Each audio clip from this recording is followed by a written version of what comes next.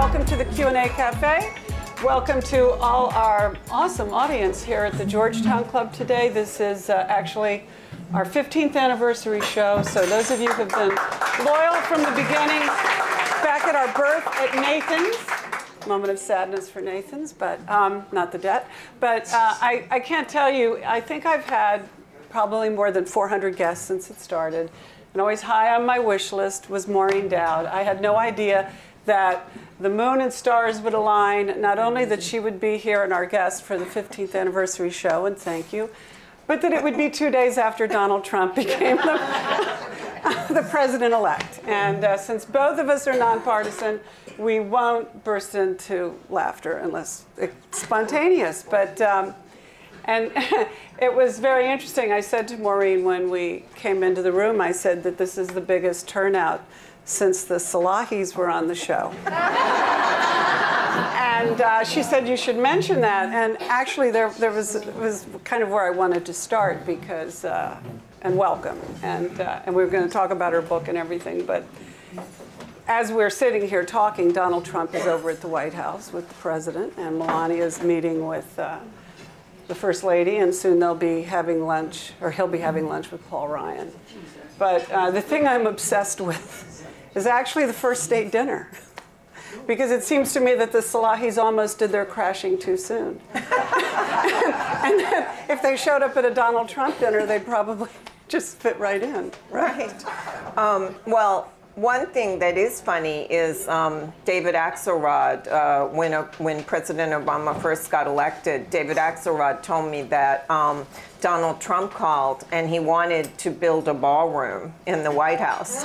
And he said that we, as Americans, we should feel ashamed. The White House didn't have better accommodations this way. And Axelrod was just kind of rolling his eyes and trying to get off the phone, but who knows, I'm sure they're very strict, maybe some of you guys know, architectural standards, so I don't think Trump will be able to go too far. But I did email this morning with Andre Leon Talley, who's a friend of mine, who's a Vogue editor, or he was, he's a Vogue contributing editor now, I think, online, but he actually went to Paris with Melania because Vogue was putting the third Trump wedding on the cover. So he went to Paris with Melania to help her pick out the Dior dress she eventually chose. And so he spent a lot of time with her, and I interviewed him about it recently. And again this morning, and he was describing like what Melania's style would be like, and he thought the one-shouldered white dress, or was it a jumpsuit that she wore Tuesday night, was a little too Mar-a-Lago. She's going to have to. But he did say from traveling with her to Paris, and so you'll be comforted to know that the next First Lady is the most well-moisturized woman he has ever met, and the most exquisitely groomed, and as Andre added, everywhere. So you're looking for a little good news today. So have you talked to Donald Trump since he won? No, he cut me off. I'm trying to think, maybe 2 or 3 months ago. And he tweeted that I was a crazy, wacky, neurotic dope, which really hurt my feelings because I've been covering him since the 90s. And I thought I should get more than the same generic 3 adjectives he uses for all women journalists. I wanted something more special, like Pocahontas, he did for Elizabeth Warren, and Sleepy Eyes, Chuck Todd. And I felt he didn't spend enough time on my dismissive. Well, it's really just beginning. And speaking of David Axelrod, he was the one who, I don't know whether it was he told you this or he told it to Lloyd Grove about you, but that your relationship with Obama, President Obama, wasn't very good, and that he had crossed you off the list for the off-the-record get-togethers with columnists. But it'd be likely that Trump might put you at the top of that list. No, because I asked for an interview with him election night at midnight.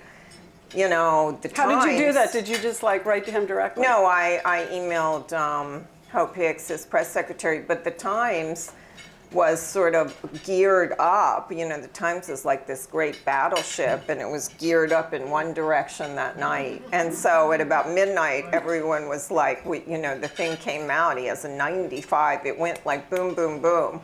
You know, up to 95% chance. I was so dumbfounded, I actually took a picture of that with my cell phone because I just couldn't believe it. And even Fox was going, oh my God, the Times says, and it happened really fast. And so I just put in, and Hope Hicks said, no, Mr. Trump is going to pass on that because, you know, he had already, you know, told me before he thought I was too hard on him. But I always get there with presidents. I just usually get there after they're president, where they cut me off at some point they don't like. Although I never had that. I have an essay in the book, which I'm really proud of my 30 years with the Bush family and the letters that the first President Bush wrote me, which are, you know, he's not Thomas Jefferson, as he himself says, but they're really fun letters over the years. So we never had that, you know, break. You still keep up a tight relationship with Bush 41. Well, I wouldn't call it tight. I went down to have lunch with him in Houston in 2011. And this is a funny story. So he, you know, 2011 was the height of the birther movement. And so I was asking him what he thought of various people. And I said, what do you think of President Obama? And he said, oh, I really like him. He keeps me informed and about things, which is more than his own son did. And he didn't say that, I said that. And then I asked about Bill Clinton. He said, oh, I love Bill Clinton. He's, Barbara calls him, you know, the brother from another mother. So then I said, because he was so much in the news on the birther thing, I said, what do you think of Donald Trump? And Bush goes, he's an ass. And that was years before the Jeb thing. And, you know, apparently he was throwing a shoe at the TV set when Trump was completely, you know, bringing Jeb down in what Trump described to me as a one-day kill. You know, very sensitive Trump phrase about destroying the Bush dynasty. But the last thing that I wanted to tell you about the Bush dynasty that's funny is I always have a very fractious Thanksgiving because, you know, I come from this conservative Irish Catholic family, and my family's always being mean to me on Thanksgiving and saying, when I covered W, you know, I had very critical coverage of the run-up to the Iraq War and the handling of the Iraq War, and so my brothers were always, you know, mean to me about this. And so one time I walked in and my older brother Michael goes, you know, if there was a hurricane, you'd blame it on W. And then there was, and I did. Katrina. So, but the funny thing about the Bushes is they're going to have a worse Thanksgiving than I am, because when Billy Bush gets there are going to be a lot of questions about why he didn't drop that tape on a table at Kennebunkport in February.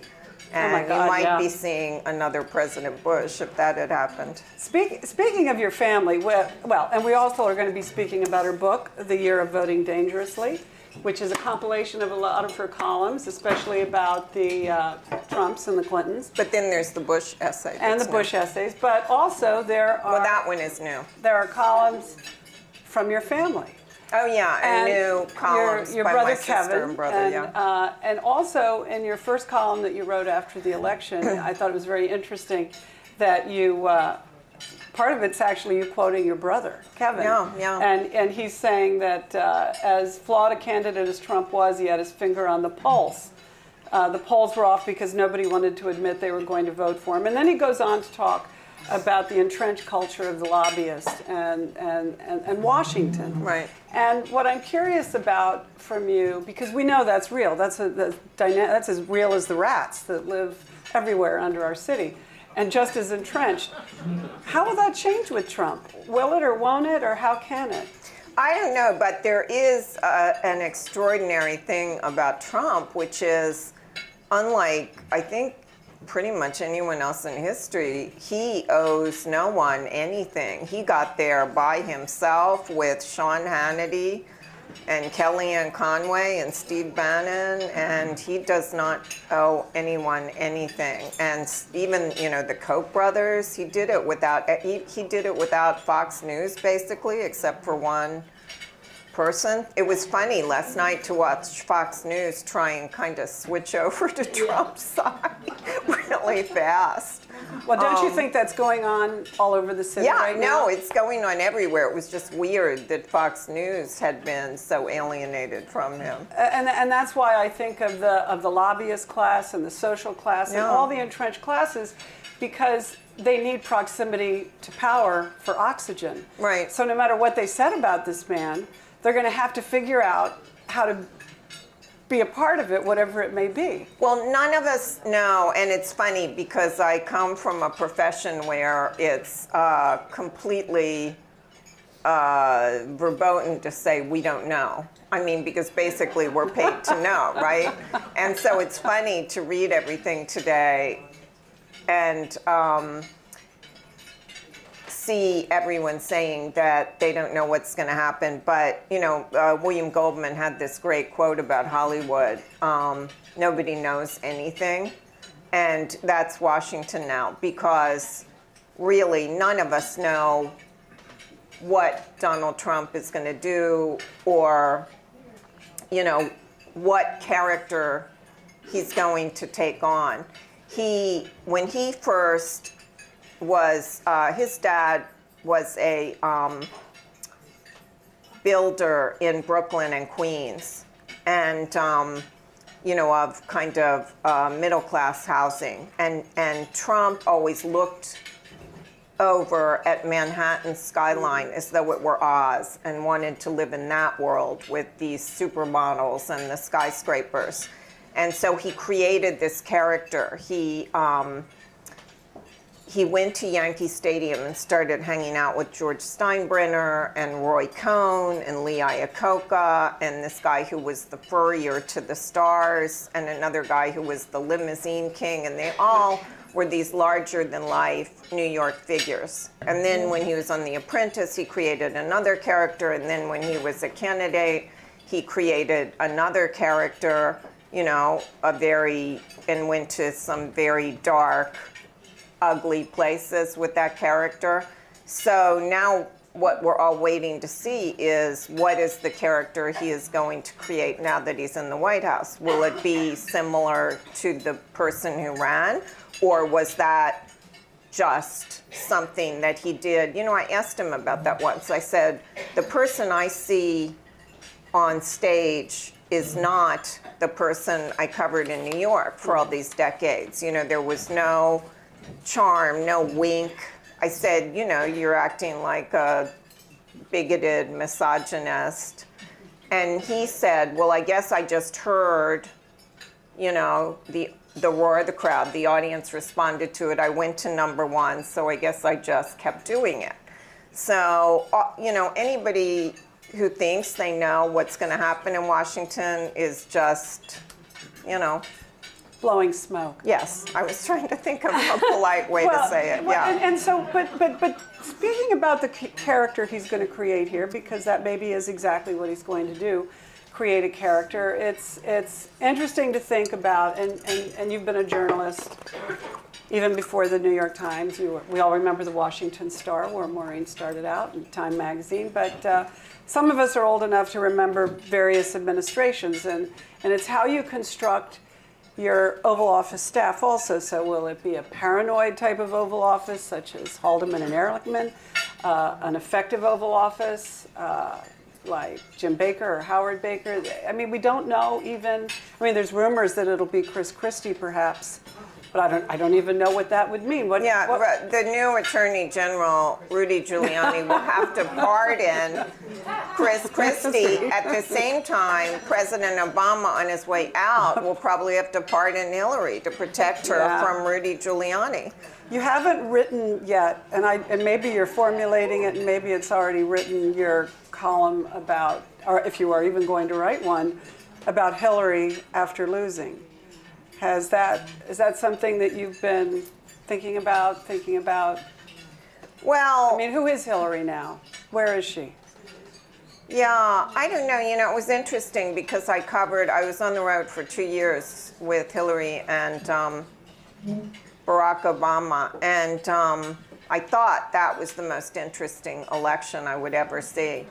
When Barack Obama won, I think that everyone, including David Geffen, who had gone on the record in my column, and Carolyn Kennedy, who had gone against the Clinton machine, thought that that was the end of the Clinton machine.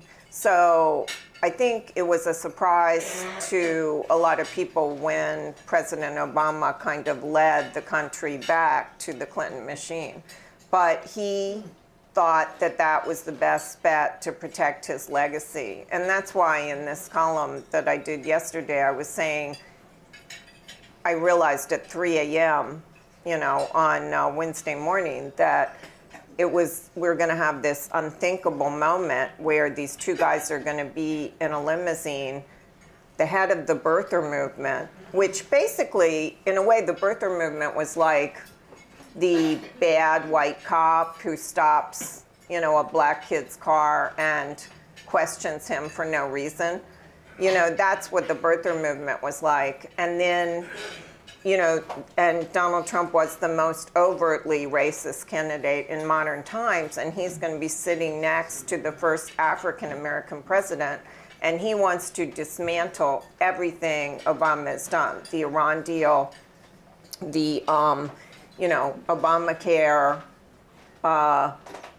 He's going to get rid of the immigration deal that Obama was working on. I mean, everything he accomplished, Trump is going to try and get rid of. So that car ride, I just can't even imagine what it's going to be bad today. Well, I was just going to say a prelude to but where they happening. Actually have to talk, Well, I don't know who else is in the Oval Office with him, and I don't know how scripted it is, but I'm sure we'll be hearing all about it by the time we all go to bed tonight in every last detail.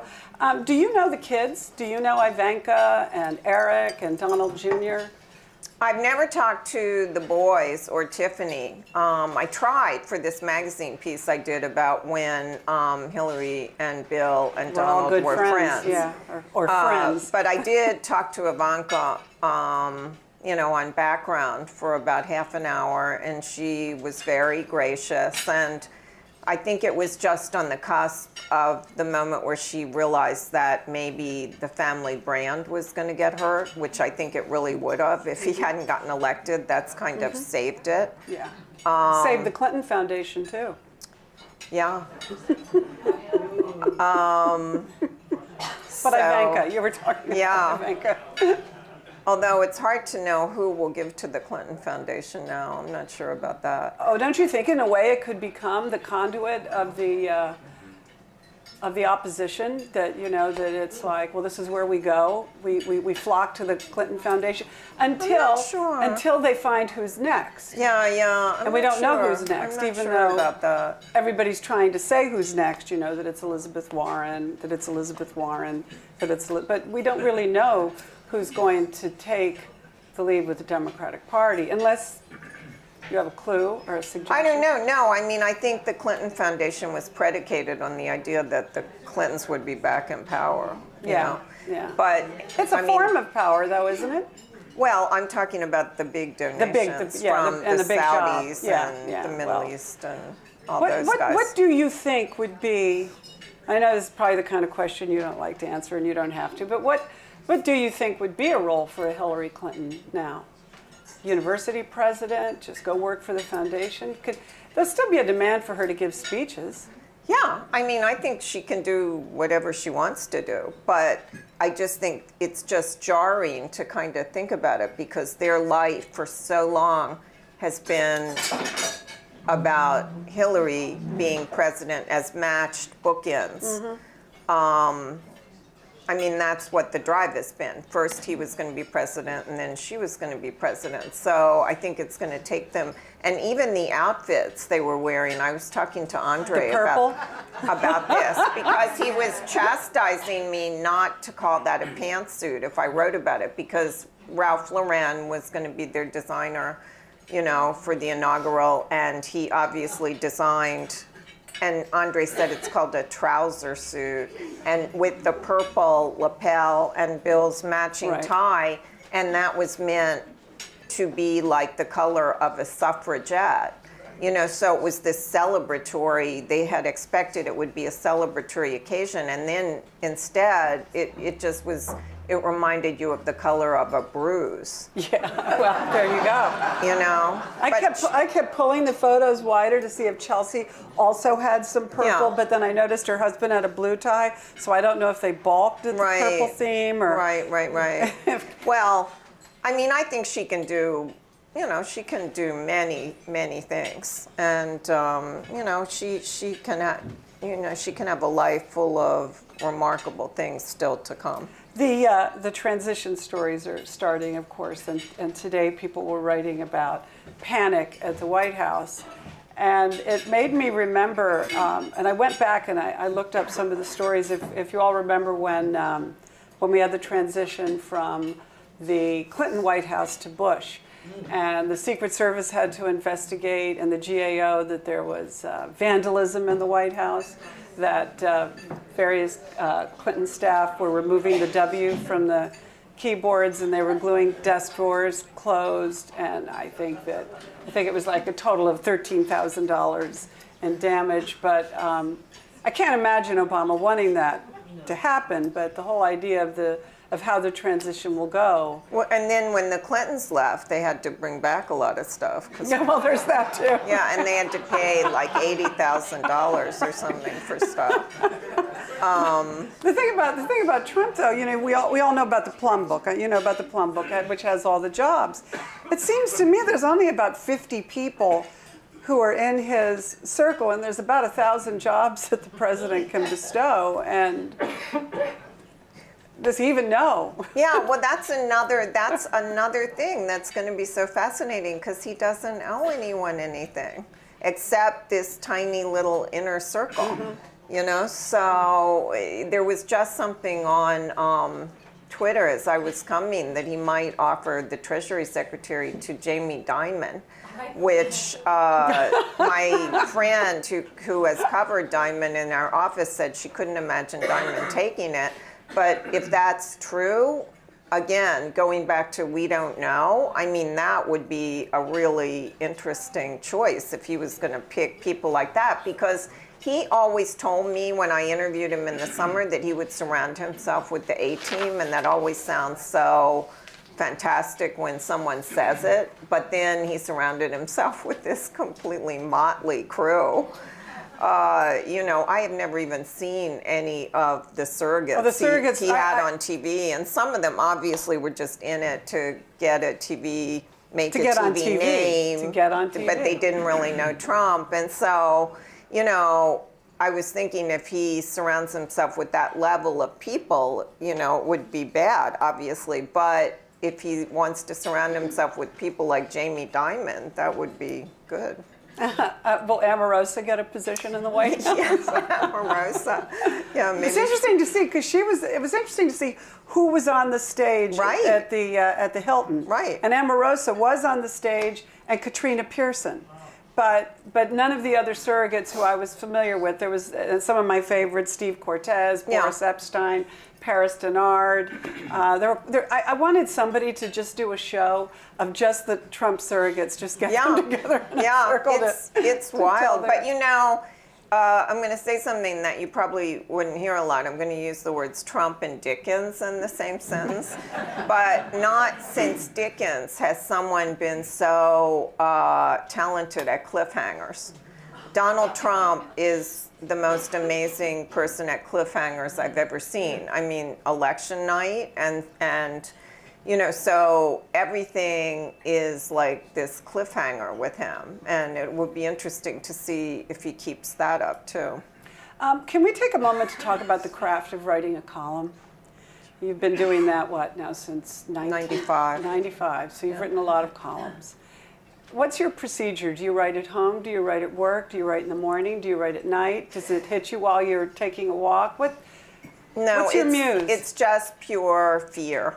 Okay. It is. It's like you just sit there in front of a blank screen until you realize. And this was really funny because when I did it in New York, back in the days with the printing presses and the trucks, the delivery trucks would literally be running. I'd hear them running downstairs and I wouldn't have anything on the screen. And I still remember how scary that felt. But now, you know, it's all digitized and stuff, yeah. But it's, unlike the guys, I don't feel like the world is waiting to hear what I have to say on every topic. So most of the time I wake up in the middle of the night and think, why do I have this job? This is such a, you know, it's such a scary kind of job to tell people, you know, what you're thinking or what they should think. So it's terrifying, really. Have you had the same editor for a long period of time? Is there that you? No, I have a new boss, actually, who's a friend of mine, James Bennett, who grew up in Washington, and his brother, Michael Bennett, is a senator. And they're both really cool. They're like two of the coolest guys I've ever met. And so he's the new editorial page editor. So what is your process? Do you write a draft and send it to him, or you don't write drafts. You like finish and send it. But he doesn't read it. You know, nobody, because the publisher is so scared of censorship. We don't really have editors, and I have argued against that because I think everybody needs an editor. There's a great new movie out about Max Perkins, you know, called Scott Genius. Fitzgerald's editor. Yeah, I mean, Hemingway. even Scott Fitzgerald needed, you know, Thomas Wolfe needed an editor, much less us. But we only have a copy editor, and they don't tell you, well, that's tasteless, idiotic, or that lead is bad, or something. Right. So we only really have copy editors, and I wish they would change that because, you know. So what's your safety net? The public? It lands in the paper, it goes online? Believe me, you know, lots of times from the first week I've had the column, there are a lot of times when I'm curled up in a ball, either on the floor or in my bed, because it's scary, because there is no safety net. Really, the copy desk, but they're not really going to tell you if they think something is tasteless or something is wrong. And also with Trump, it's really scary because he is moving at warp speed. This is the first campaign that's combined social media, reality TV, and politics. So he is making news constantly, cascading news on Twitter, and that'll be another interesting thing to see if they took away his Twitter feed the last couple of weeks, basically. And it'll be interesting to see how they handle that, whether they're going to let him get up in the middle of the night and tweet insults to North Korea. Well, I don't see how I don't see. Yeah, well, it'd have to get passed around the way the State of the Union speech is. Well, if he could do it with Miss Universe, he could do it with a world leader, because he stews about things. So he could stew about a conversation they'd had earlier in the day and then tweet. I could see that happening. I don't know what's really to stop him, but that goes back to what I said about the first state dinner. I mean, I can't even imagine who would be a Trump social secretary, a maitre d' from one of his hotels. I mean, I just think these are things that he's not versed in, and I mean, is that going to just? Although he is in the food and beverage business. They should expect him down in the kitchen, right? And he did want to build a ballroom, so I don't think that stuff is going to be a problem for him, really. Well, it's. I want to go back to your. I want to go But back. they had better have, the chef had better have a lot of hamburger meat and French fries around.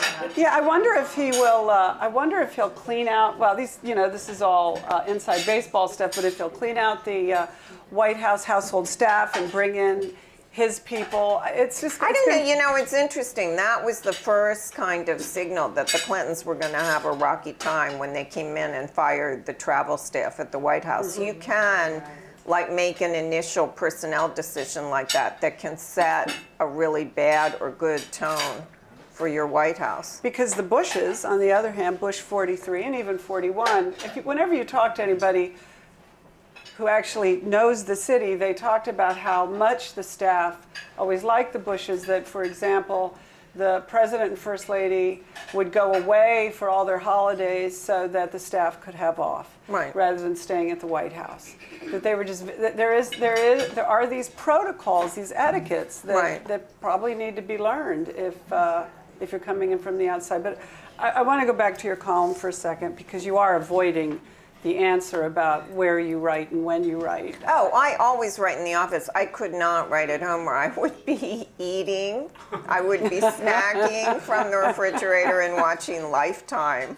I have to be in the office. So it is very much work for you. You go to the office and you do your job. And also because when you're a columnist, Tom Friedman, who's my office husband, said to me, "You will never make another friend because you're always pissing somebody off." So, when you're a columnist, you've made a lot of people mad, so your ability to interview people gets winnowed down. So I have to go interview our reporters. Luckily, we have the best reporters in the world, and they know what's going on. But it's hard. I love it when I can actually get a real interview. That was what was so fun about talking to Trump, and I knew it wouldn't last very long. But my friends would get mad at me for printing Trump interviews. They thought there should be a complete blanket, censorship of him.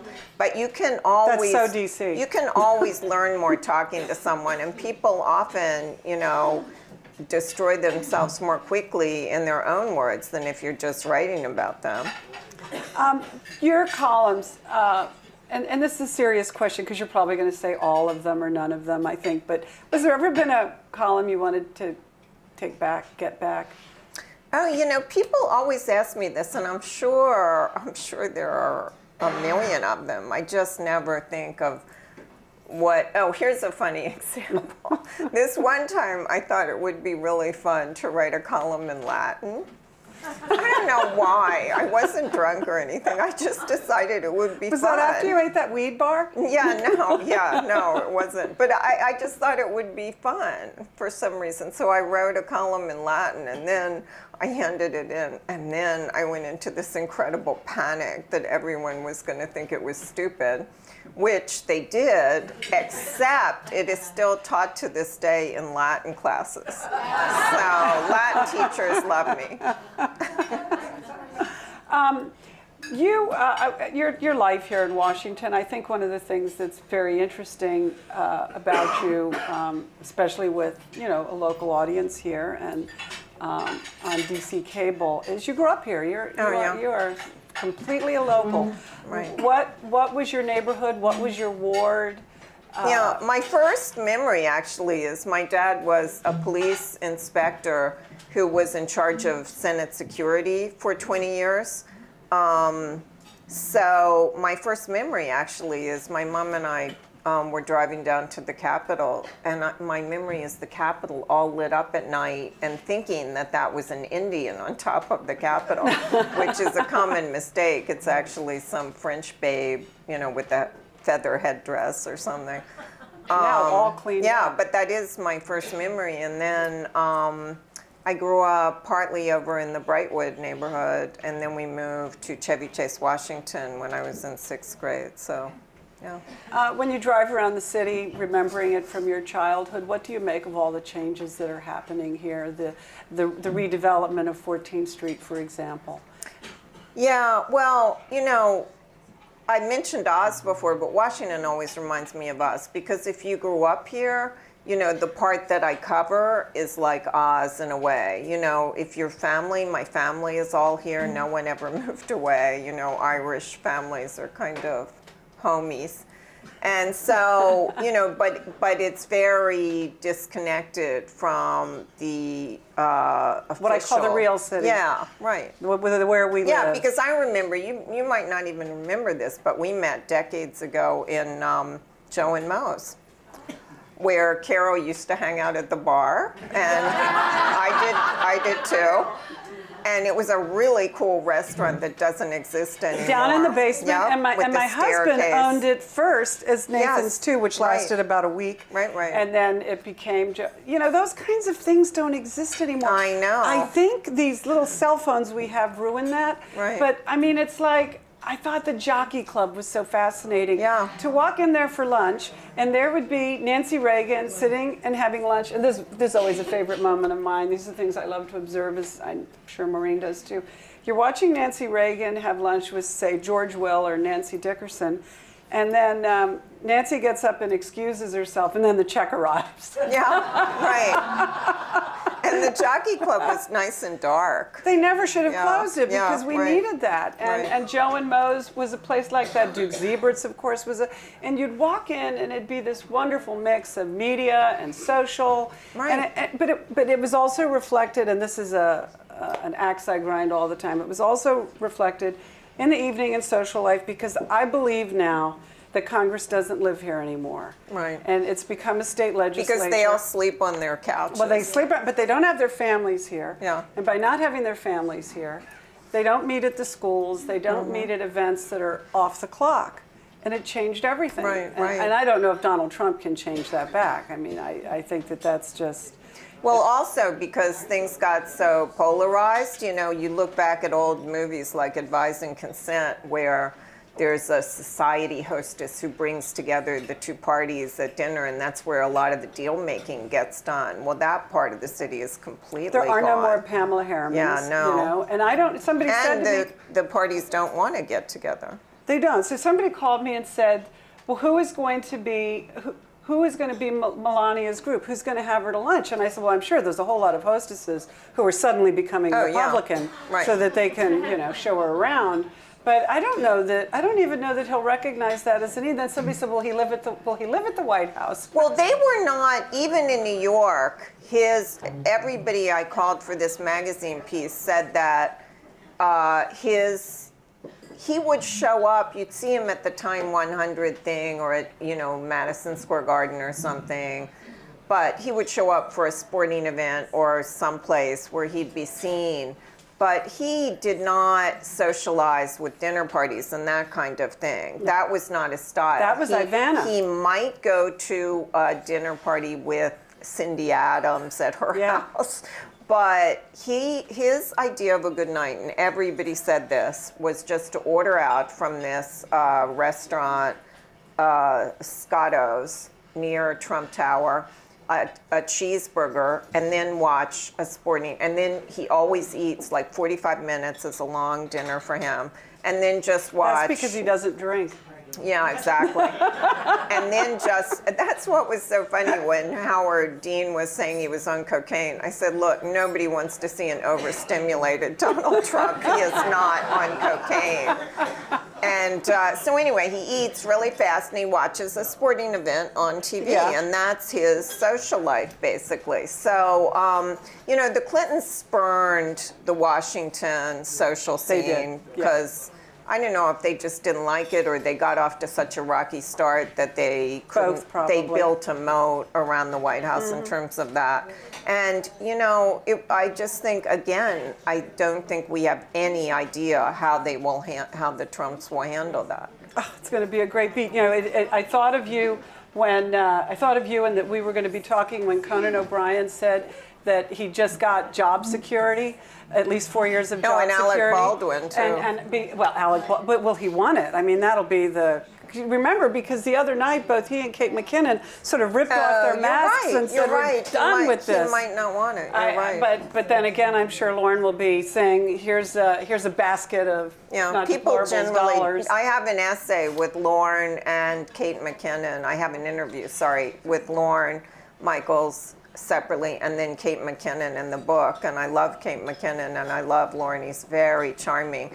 And people generally do what he says, so I think Alec will do what he says. I think privately, that in the executive offices of all the networks, the executives were going into their private bathrooms and going, God, because there was such a ratings boom. Well, that's what Les Moonves said. He got in some trouble, but he said, Donald Trump was great for ratings. And this, our chief Washington correspondent, Carl Hall, says, he has a saying around the office, bad for the world, good for Carl.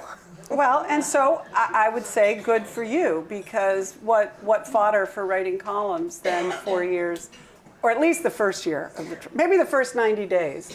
Yeah, I have written so much about the Clinton and Bush dynasties, so it's nice to have a new dynasty to chew on. So let's talk, we just have a few minutes, we just have a few minutes left, so let's just talk a little bit about the book. Which book of this is yours? 4, 5? Third book. And how did you choose? I mean, because the cover is Trump and Clinton. So what was the process of putting it together? Was it every column you ever wrote about them, or did you go back and reread them? Well, I just realized I had covered these 3 dynasties for since the 90s. But you don't have the Bushes in the picture. I know, because they were already out of the picture, because Trump had what he called a one-day kill with Jeb. The minute he called him low energy, it was almost like Jeb just collapsed. And so that happened so quickly that it happened before we went to press. And Trump, it reminds me, and even to this day, today, of a bank robber who goes into the bank and is expecting all these guards and locked doors and vaults, and he just walks right through. That's how the Republican primary was, that's how the election was, and that's how the White House is going to be today. So, yeah. So anyway, I covered these 3 families for all this time, and so then they were all colliding, so it just seemed like a fun idea. But as I mentioned this before, you have your brother and sister in here. Oh, yeah, because why? I like to call them my little basket of deplorables. Yeah, because they're conservatives. But your sister changed her mind, didn't she? She, at the very last minute, she didn't vote for Trump. But in a funny way, it wasn't because of all the cascade of women that the New York Times has interviewed who said Trump groped them. Because both my brother and sister were suspect of that for some reason. They think this sometimes happens to celebrities, and they didn't understand why people didn't believe Bill Clinton's accusers, but they believe Trump's accusers. So it wasn't that turned her off in the end. She was always jumping back and forth. She really got turned off when he was up all night tweeting about Miss Universe, and she's like, why isn't he talking about the issues? She just thought he had no discipline, no impulse control, and it was that worried her. But I was telling her that before he ran for president, he had another Twitter storm like that where he got all obsessed with the breakup of Kristen Stewart and Robert Pattinson, the Twilight stars. And you should look it up. It's hilarious to read out loud, where he sent like 6 emails like, don't worry, Robert, you were too good for her. I'll introduce you to Miss Universe. And, just so he does tend to get obsessed with like weird, trivial things. So, what do you like if not politics? What's your favorite subject if it's not politics? I would say, movies or novels. Pop culture? Yeah. And if you didn't live in Washington, where would you live? Oh, that's a good question. I love New York and LA. And not some Caribbean island away from it all? No, I'm an urban creature, definitely. Well, it's been such a pleasure to have you here. Thank you, Carol. I'm not kidding. You have always, and I think you probably don't even remember the times I've written to you over the years and asked you, but I just believe there's always a plan, and that you were meant to be here. Yeah, now. after this book, I can go back into hibernation for another 10 years and get off TV, which is so scary. Any cameras are really scary. I don't think you ever need to apologize for that. I think that the world is just fine with or without TV. And you give us so much in your writing that you're fine. But thank you so much. Enjoy the next 4 years. Or 8. Thank you all. Thank you. See you at the next Q&A Cafe.